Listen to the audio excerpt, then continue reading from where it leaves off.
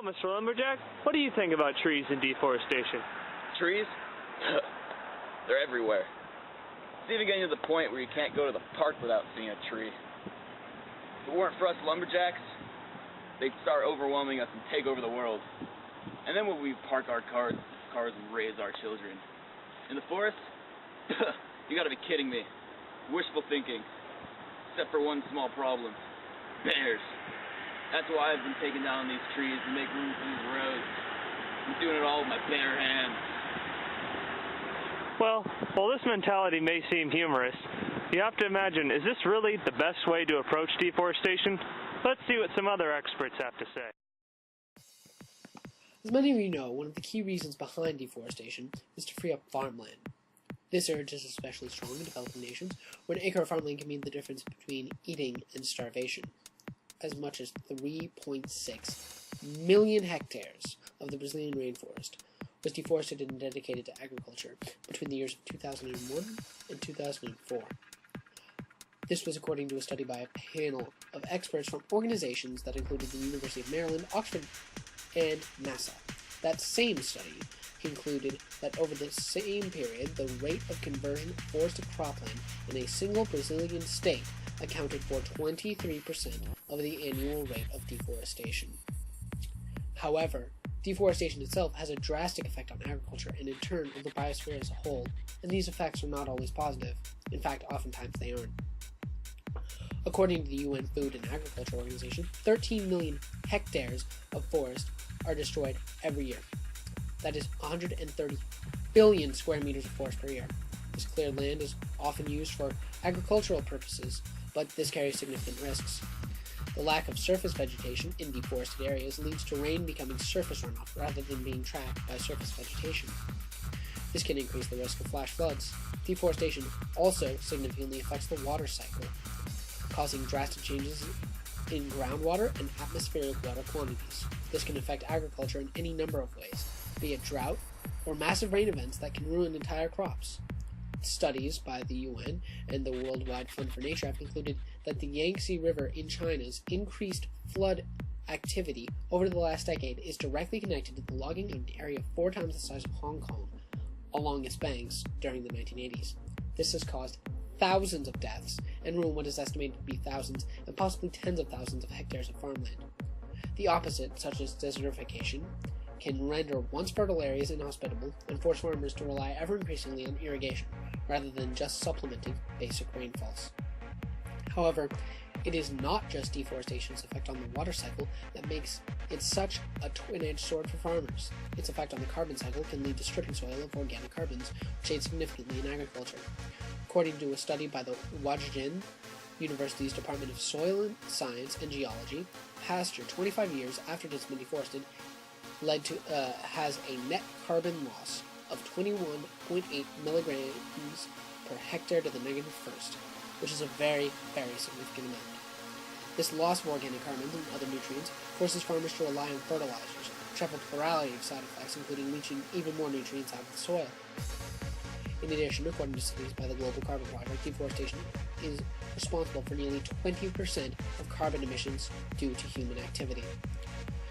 This is a significant contributor to global climate change, the effects of which are inestimable when it comes to agriculture. Deforestation can have very negative effects on agriculture, producing a vicious cycle where farmers need more and more land in order to sustain themselves, which in turn causes more and more forest depletion. That is, however, far from the least of its effects. It can have as bad, and if not worse, effects on the biodiversity of formerly forested areas, which my colleague shall now discuss. Now, in case you're all wondering, deforestation leads to a great loss of biodiversity, which is also known as the number of different species within a habitat living together. If we eliminate these species' homes by building homes for ourselves, such as these quarter dorms, then these animals have nowhere to live. All of the squirrels, birds, and even insects living in these trees are forced to live with us and risk death, such as crossing this road and dying.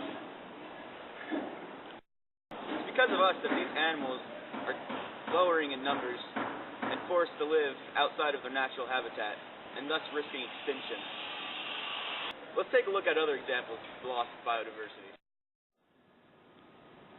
As you can see, deforestation leads to a large destruction of the habitats of certain animals and plants for our own personal benefit. Let's take a look at this ski around. It doesn't even snow here. The last time it probably snowed was probably during the Ice Age, so there's really no point in having it. A 20-year-long study has shown that 12.5% of the plant species in our world is becoming a rarity. The forests in our world are being exploited to a point beyond crisis. In addition, we have discovered 44 new species, but these species are still at risk to deforestation. We're only losing species, we're not necessarily gaining them.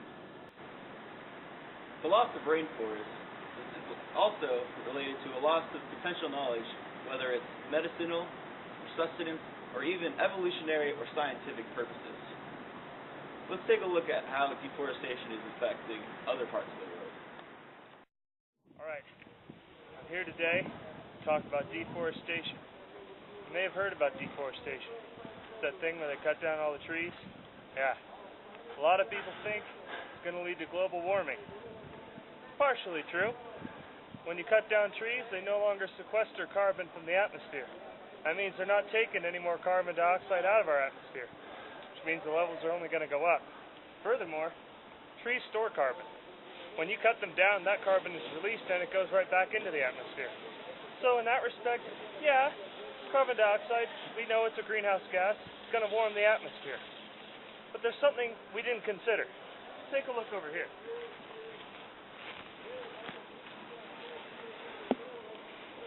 See this sunny area over here? There's no trees there. So the sun is getting all the way down to the snow. Snow has an extremely high albedo. Albedo is the reflectivity of a surface. Because of the snow's high albedo, it actually reflects solar radiation back up out of our atmosphere, cooling the planet. In areas with high latitude where there's snow cover a lot of the year, this actually means a net cooling, even if we cut down all the trees. Now, this isn't always true. If we cut down trees in the tropics where there isn't a lot of snow cover a lot of the year, what happens is we get a loss of evapotranspiration. And what that means is less clouds. And clouds are the main form of albedo in the tropics. So with less albedo there and less precipitation from evapotranspiration, we get a net warming in that area. So it's regional, it depends. But if we cut down all the trees on the planet, what we would actually see is an overall cooling effect because of the great effect of cutting down trees in the high latitudes. Thanks for listening. Biz and peace, trees.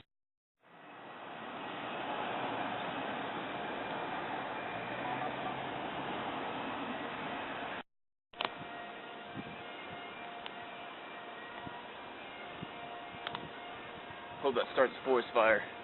Save me some work.